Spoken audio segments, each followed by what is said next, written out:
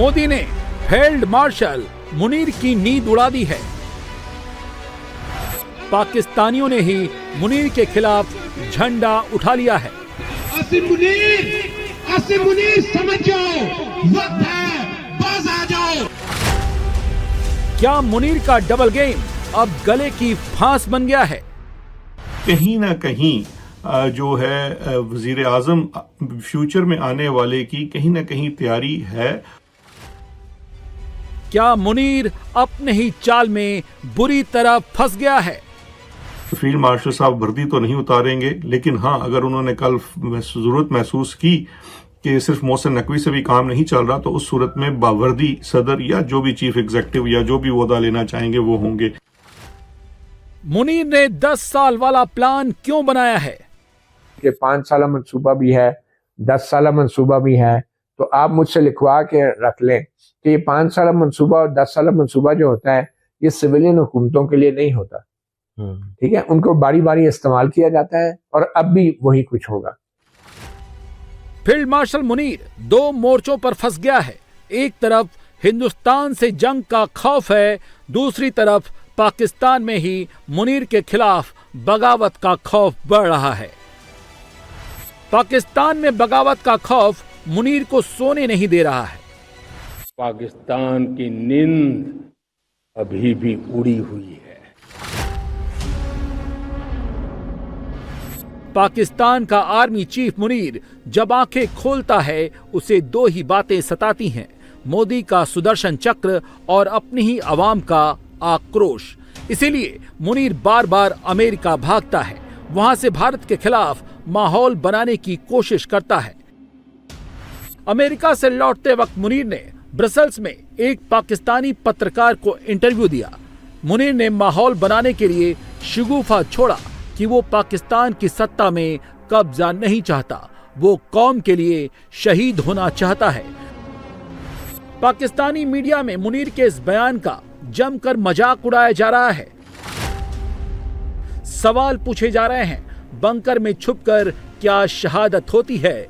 90 घंटे के युद्ध में मुनीर किस मोर्चे पर गया? पहली बार भारत ने पाकिस्तान के मेनलैंड पर हमला बोला, मुनीर कहां था? भारत ने 11 पाकिस्तानी एयरबेस उड़ा दिए, मुनीर क्या कर रहा था?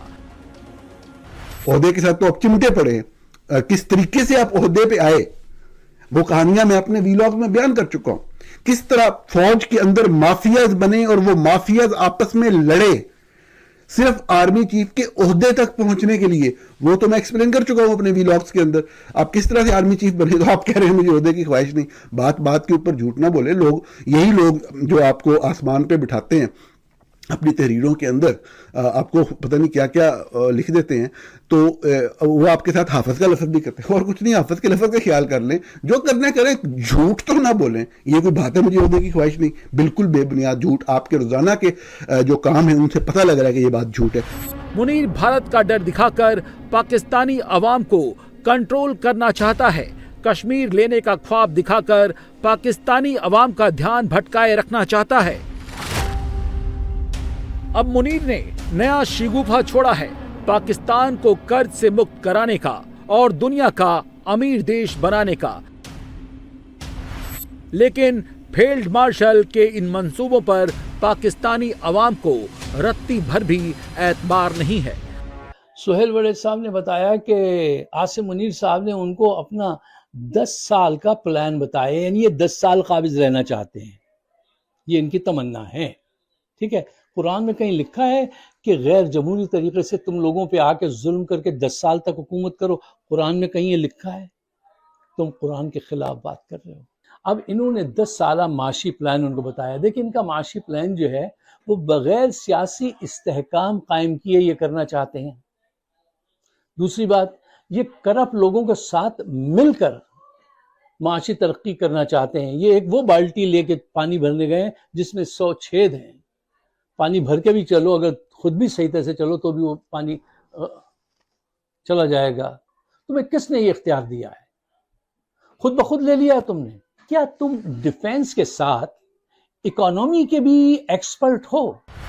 मुनीर का 10 साल में पाकिस्तान को अमीर बनाने का प्लान क्या है? मुनीर सोना निकालेगा, तांबा निकालेगा, दुर्लभ खनिज निकालेगा, इससे $2 अरब हर साल कमाएगा।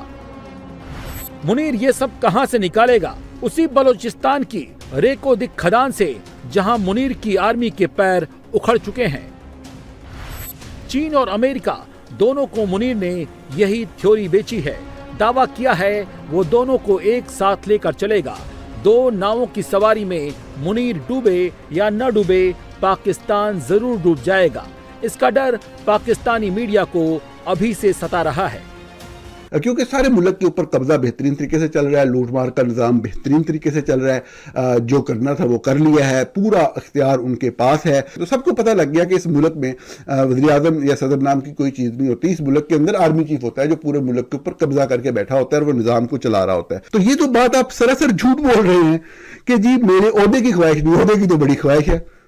ओहदे के साथ तो आप चिमटे पड़े हैं। किस तरीके से आप ओहदे पे आए वो कहानियां मैं अपने वीलॉग में बयान कर चुका हूं। किस तरह फौज के अंदर माफियाज बने और वो माफियाज आपस में लड़े सिर्फ आर्मी चीफ के ओहदे तक पहुंचने के लिए, वो तो मैं एक्सप्लेन कर चुका हूं अपने वीलॉग्स के अंदर।